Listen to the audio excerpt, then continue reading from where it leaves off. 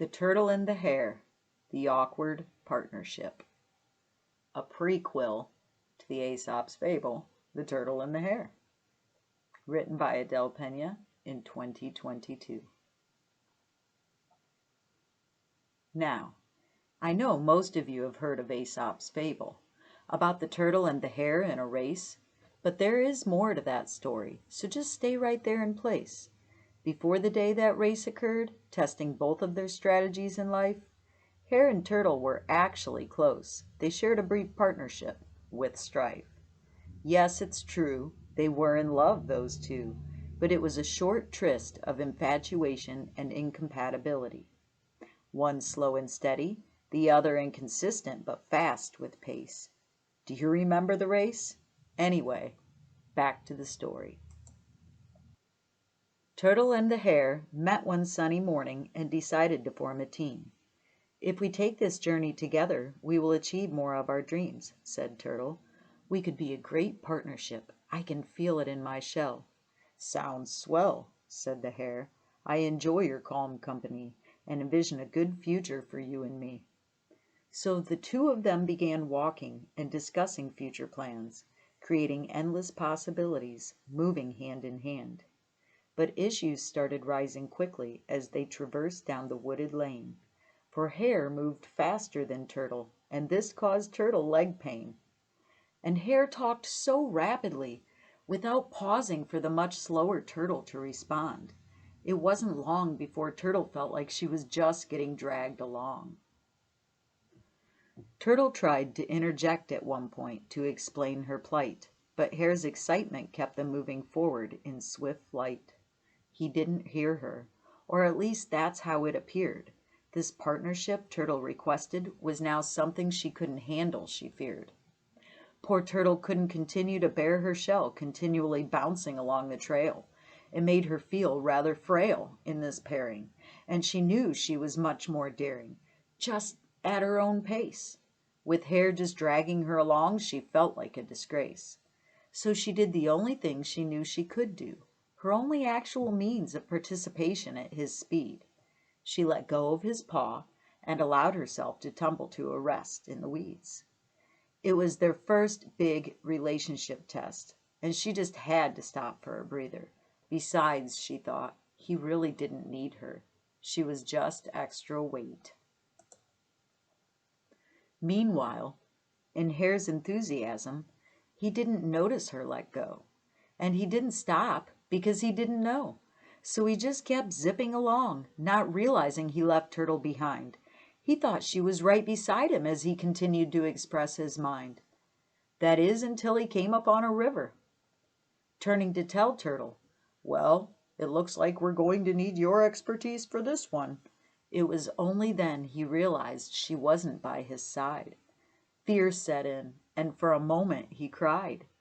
Hare had no idea where or when the two became parted, and he was concerned and a bit flustered about having to put all of their glorious plans on hold. Turtle was wasting time dawdling, he thought, and this left him feeling rather cold. All Hare could do now is turn around and retrace his steps, leaving progress toward the future to the wayside to go find Turtle. Turtle was still where she landed, and just about ready to move forward again. She had hopes of finding Hare up the trail, but reality was setting in. "Maybe this partnership wasn't such a good idea after all. Maybe I wasn't ready," said Turtle. "I do my best work by moving slow and steady. Hare lives his life like it's a race. At the rate he's going, he will burn out at that pace. I guarantee it." It didn't take long until Hare spotted Turtle crawling towards him. So he stopped and waited for her to catch up. But she was taking forever. "You're never going to finish anything moving at that rate," shouted Hare from up the trail. "What's with the slow crawl? Is this a permanent trait?" We all know those were the wrong words for Hare to use with the thoughts on Turtle's mind. Turtle was already beginning to see Hare as somewhat unkind, but she had already caught up to him, So they began walking the trail together, hand in hand again, and she found a brief opportunity to speak, now even knowing where to begin. "Where is your patience, Speed Racer? You didn't bother to match pace. From the way you're behaving, one would think this journey was a race. I've been dragged along this trail too long, since nearly the beginning. I asked you to slow down a bit, but you just kept talking and grinning," said Turtle. "I couldn't hold on any longer, and you didn't even notice me let go as you dominated the pace and chatter. Is there a time you had planned for your partner's thoughts to matter?" This upset Hare greatly. He was a creature used to speed and vigor. It's what kept him alive. So what she said was also a trigger, like poking a beehive. "I'm a great listener," protested Hare. "Don't tell me I don't care. You should have spoken more adamantly." They were in deep disagreement now, neither moving closer to resolution. That is, until Turtle said, "I think I have a solution." "Well, what is it?" questioned Hare. But they had now reached the river, and Turtle knew it was not the time to express her idea. First they needed to cross, and without her help, Hare would be at a loss.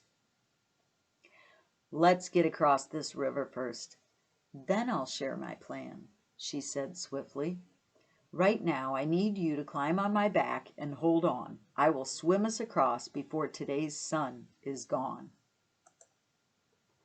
Hare didn't like this plan, and he did not want to get on Turtle's back. But he knew he couldn't cross the river without her, and this would put the journey back on track. So he climbed aboard. Turtle carried Hare across the river to the shore on the other side. Hare got wet as this happened and hated the entire ride. "I'll never cross a river again. This is a one-time event," grumbled Hare.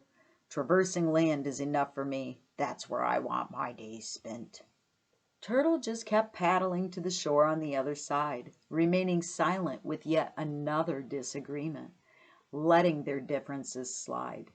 She loved the water. It was her preferred abode, really. Once they were back on shore and some drying off took place, that's when Turtle decided to start talking about the race. "I know you'll find this silly and the outcome easily foreseen, but hear me out, please, without getting sarcastic or mean.